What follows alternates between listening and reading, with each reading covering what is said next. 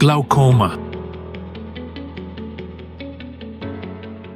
Glaucoma is one of the main causes of blindness in the world, affecting around 80 million people globally, representing multi-billion-dollar addressable market.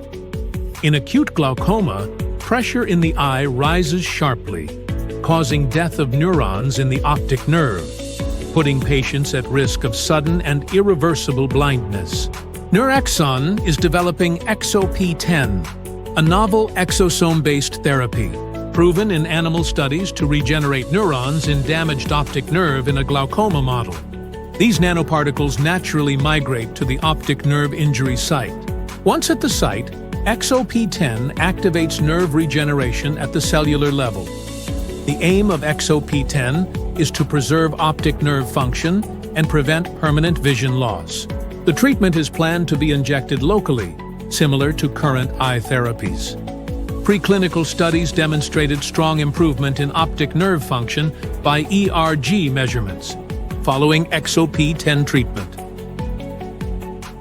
Where nature ends, ExoPTEN begins.